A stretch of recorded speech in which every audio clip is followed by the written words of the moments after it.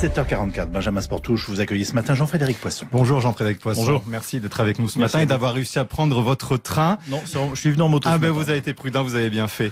Nicolas Sarkozy, juste ce matin qu'une alliance avec François Bayrou est injustifiable. François Bayrou, on sait qu'il soutient Alain Juppé. Et pour vous, est-ce que ce serait impensable que la droite gouverne avec le MoDem ? Ça dépend des projets qu'on défend. On n'est pas dans une logique de parti ou de formation politique qui cherche à combiner les unes avec les autres. Ce qui est en jeu, c'est le redressement de la France, et donc c'est davantage les projets défendus par les uns et les autres qui comptent que leur étiquette politique. Donc ce soutien sans faille de François Bayrou à Alain Juppé ne vous choque pas ? D'abord, il n'est pas nouveau, premièrement. C'est quand même pas un scoop. Deuxièmement, Monsieur Bayrou l'avait annoncé déjà depuis longtemps. Troisièmement, ça veut dire que le président du MoDem est d'accord avec la manière dont Alain Juppé voit l'avenir de la France.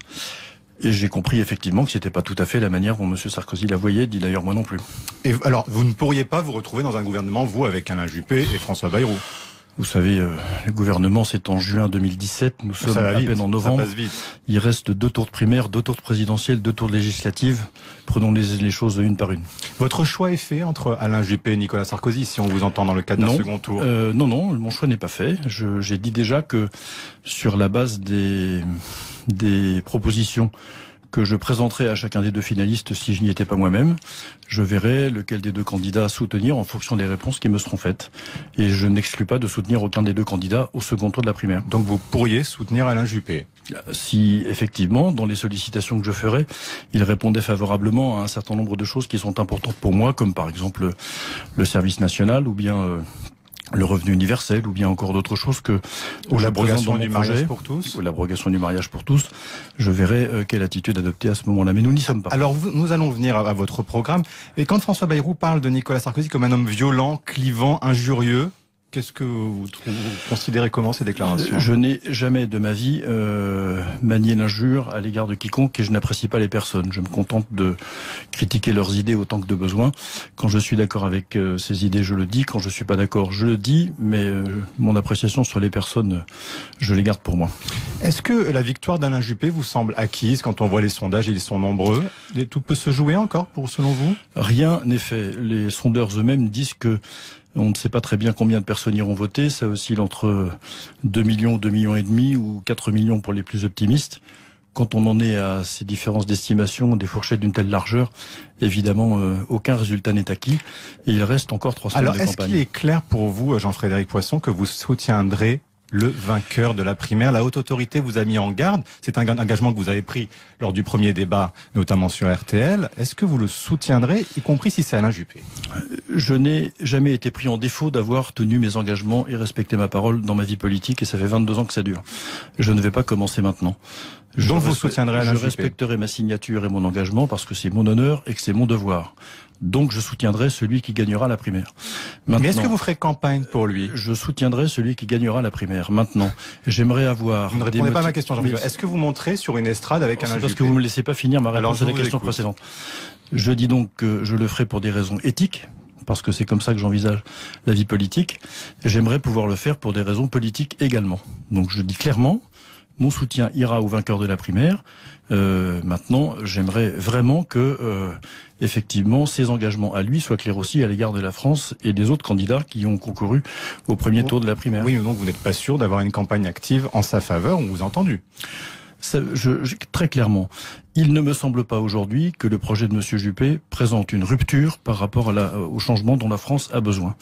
J'attends ce changement, je ne le vois pas venir, il reste 6 mois de campagne d'ici au présidentiel, il y a encore le moyen de faire évoluer ce projet dans un sens qui me paraît très favorable, premièrement. Deuxièmement, je suis surpris d'entendre cette question parce que, encore une fois, il me semble que mes concurrents à la primaire n'ont pas tous été d'une fidélité sans faille à leurs propres engagements dans le passé. Sauf que là, il y a eu un serment pris... J'aimerais, oui, mais j'ai dit je le respecterai. Alors, justement... Donc j'aimerais que vous posiez les mêmes questions, savoir si cette fois-ci, mes concurrents respecteront leurs engagements et nous leur avons posé. Ce n'est pas tout à fait leur habitude. Si au second tour de la présidentielle, maintenant, entre Marine Le Pen et Alain Juppé, le choix se pose, là aussi, votre choix, est-ce qu'il est désormais clair ?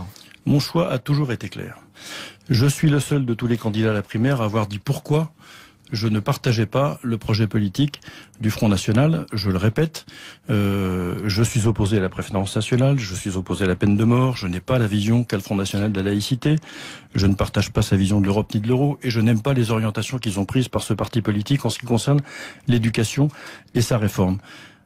Partant de là, je ne vois pas comment je pourrais soutenir la candidate du Front National. Mais je redis, encore une fois, que le projet de société porté par mes différents concurrents à la primaire ne m'enthousiasme pas pour l'instant. Il reste 6 mois pour le faire évoluer. Et le sens de la primaire, c'est de permettre aux concurrents d'infléchir le projet de celui qui gagnera. Et dans le cadre d'un duel entre François Hollande et Marine Le Pen, la question s'est posée. Jean-Frédéric Poisson, la question s'est posée. On l'a posé la question la semaine dernière à Nicolas Sarkozy qui a dit... Il est impossible pour moi de voter pour un président de la République sortant qui divulgue des secrets d'État dans un livre publié dans le cadre d'entretiens avec des journalistes. Un chef d'État qui met en danger des agents des forces spéciales françaises n'est pas digne d'exercer cette fonction et donc il ne peut pas être question de le réélire. Maintenant, j'ai redit aussi pourquoi je ne pensais pas que le Front National était en mesure de gouverner pacifiquement. J'ai avec lui des différences de principe et de fond. Donc voilà, pour moi la situation... Vous abstiendrez dans cette situation-là. Écoutez, dans l'état actuel des choses... C'est le nini pour vous. Probablement. Maintenant, ça dépendra de ce que Madame Le Pen, la manière dont Madame Le Pen peut faire évoluer son projet, elle aussi. Ça veut dire que... Ah, donc vous pouvez envisager ce vote-là. Dans l'état actuel des choses, non. Mais encore une fois, le redressement de la France implique de tels changements et de telles ruptures que si jamais Madame Le Pen changeait d'avis sur les choses que j'ai dites tout à l'heure, alors pourquoi pas? Nous verrons. Mais pour l'instant, non, ça n'est pas possible. Donc vous nous dites ce matin, pourquoi pas Marine Le Pen, si elle vient sur vos propositions, et on y vient. Contre François Hollande. Oui. Contre François Hollande, vous nous dites que cela est possible. On vient sur vos propositions, justement. Alors vous êtes contre l'abrogation du mariage, pour l'abrogation du mariage pour tous. Et votre slogan, je l'ai là, hein, votre programme, c'est libérer la France de mai 68, Jean-Frédéric Poisson. Et parmi les acquis de mai 68, il y a le droit à l'avortement. Est-ce que vous êtes toujours opposé au droit à l'avortement? Le droit à l'avortement n'est pas du tout un acquis de mai 68. Je vise mai 68 parce qu'il y a 2 piliers dans cette révolution, entre guillemets. Le premier, c'était la contestation de toute forme d'autorité dans son principe. Ça voulait dire, ça se disait par le slogan « il est interdit d'interdire ». Le deuxième pilier, c'était le primat de la liberté individuelle sur toute autre forme de considération. C'est-à-dire, ça voulait dire, jouir sans entrave. Vous vous souvenez de ce slogan-là? Ces 2 choses, la contestation de l'autorité et l'absence de limite données aux libertés individuelles, ont, je crois, déstructuré. Mais c'est une liberté individuelle pour les femmes aujourd'hui que le droit à l'avortement. Est-ce que vous êtes pour l'abrogation de la loi Veil? Non, je n'ai jamais parlé d'abrogation de la loi Veil. Je parle de faire diminuer le nombre d'avortements en France. Certes, dans votre programme. Oui, sur votre site, vous dites je ne suis pas favorable au principe même de l'avortement le 27 octobre 2014. Il n'y a pas, je le dis, je le revendique, c'est une position constante chez moi. Je n'aime pas cette idée, quel que soit le motif, qu'on puisse mettre fin à une vie humaine. Donc je suis pour la même raison contre la peine de mort, contre l'euthanasie, parce que, en dehors des situations de légitime défense, la suppression d'une vie humaine est une idée qui m'est étrangère. Donc vous mettez sur le même plan la suppression de la peine de mort. C'est une vie humaine. Pour moi, c'est une vie humaine. Oui. Pour moi, c'est une vie humaine. Donc, à partir de là, je pense que l'enjeu consiste à faire en sorte que cette fragilité, cette détresse dans laquelle un certain nombre de femmes se trouvent quand elles connaissent une grossesse qu'elles n'ont pas voulu, soit accompagnée comme les autres fragilités, comme les autres détresses dans la société française. Jean-Frédéric Poisson, si vous étiez ministre de la Famille, est-ce que les femmes auraient le même droit à l'avortement ou est-ce qu'elles seraient mesurées? Ce droit-là serait mesuré? Non, je vous renvoie à ce que j'ai écrit. Je pense que ce qui est important, c'est qu'on change, qu'on modifie notre regard collectif sur la vie qui arrive, qu'on arrive à considérer que effectivement, il est précieux pour toute la société de permettre à un enfant de naître à partir du moment où sa naissance est possible. On en vient à dire des choses pareilles aujourd'hui parce que il n'y a pas d'autre solution pour beaucoup de femmes, la majorité d'entre elles, que de mettre fin à la vie de leur bébé. Et c'est pour moi un drame. On vous a entendu sur ce point, alors ça peut faire débat, vous l'entendez bien, et puis on verra si ces candidats que vous soutiendrez, peut-être Nicolas Sarkozy ou Alain Juppé, vous suivront, ça semble pour l'instant compliqué. Mais vous êtes aussi pour l'abrogation des lois mémorielles qui, selon vous, imposent une version officielle de l'histoire. Parmi ces lois mémorielles, il y a la loi Guesso contre le révisionnisme et le négationnisme. Est-ce que vous supprimeriez La loi Guesso. Est-ce que vous diriez que l'antisémitisme a reculé dans la société française depuis 1990, monsieur Sportouche? C'est vous qui répondez à la question, monsieur Poisson. Est-ce que vous estimez que la loi Guesso n'empêche pas le révisionnisme et le négationnisme sur les camps de la mort, sur l'histoire des camps de concentration? Non, je pense qu'il n'empêche pas. Je pense que tout le monde a intérêt à ce que une idée qui arrive dans le débat public soit tordue et détruite par le débat et par la discussion et par le dialogue. Je pense que une société adulte, c'est une société qui accepte qu'un certain nombre de sujets soient débattus et que effectivement ceux qui disent des bêtises purement et simplement soient contredits par le débat public. C'est ça qui est une société adulte et intelligente. C'est ce que je souhaite et je fais confiance aux Français pour être capable de discerner tout cela. Vendredi, Jean-Frédéric Poisson, le Conseil d'État autorisera ou non les crèches de Noël dans les édifices publics, les mairies notamment. Vous êtes favorable à l'autorisation de l'installation de ces crèches dans l'espace public. Est-ce que faut-il aller jusqu'à modifier la loi de 1905 ? Non. Je pense que la loi de 1905 est équilibrée. Elle est bien dans la tradition de l'esprit français et de notre conception de la liberté de conscience et de la liberté religieuse. Elle s'adresse absolument à tous les croyants de manière neutre et le rôle de l'État est de protéger la possibilité pour tous les croyants de continuer à croire et d'exprimer leurs croyances dans l'espace public. Il n'y a pas lieu de changer cette loi. Est-ce que, Jean-Frédéric Poisson, vous estimez que aux États-Unis, Donald Trump est toujours le candidat qu'il faut pour les Américains ? Je serais très ennuyé si je devais voter aux élections américaines le 8 novembre prochain, pour être clair.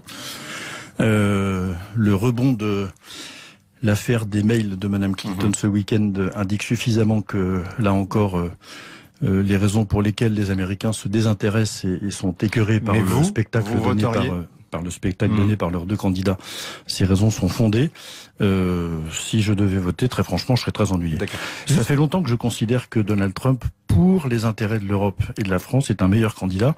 Mais encore une fois, je ne suis pas américain. Alors, il a le soutien là-bas de l'extrême droite, Donald Trump. Et alors, pourquoi vous dites ça, monsieur ? L'extrême droite américaine, il y en a une d'extrême droite américaine ? Oui, il y a une extrême droite américaine, le Ku Klux Klan, et puis d'autres groupuscules qui sont importants. En France, il y a Civitas, et Civitas, qui est un groupuscule d'extrême droite, vous apporte son soutien. Alors, vous avez dit que c'était pour gêner, vous avez dit que c'était pour gêner votre campagne. Est-ce que vous acceptez ce soutien ou pas ? Je n'ai pas accepté. Ils ont dit que j'étais pas fréquentable dans leur communiqué, donc c'est voilà. Enfin, ils disent en tous les cas qu'ils appelleront à voter pour vous. Ils ont dit dans leur communiqué que je suis pas fréquentable, donc la question est réglée pour moi. Donc, vous nous dites quand même ce matin que de front républicain, il ne peut pas y avoir contre Marine Le Pen. On vous a bien entendu sur ce point. Non, j'ai pas dit qu'il n'y avait pas de front républicain. Je pense que le sujet ne se pose pas comme ça. Je pense que, encore une fois, s'il faut choisir entre la gauche qui a mis la France par terre et un autre projet qui pourrait être à modifier sur un certain nombre de points, je n'envisage pas de ne pas choisir par principe cet autre projet. J'ai toujours dit que entre un candidat socialiste malhonnête et un candidat du Front National honnête, je pourrais, faire le choix de soutenir ce candidat honnête. Ça ne change pas par rapport aux positions que j'ai déjà prises. Merci beaucoup Jean-Frédéric Poisson d'avoir été là ce matin. Merci à tous les deux. Bien entendu, cet entretien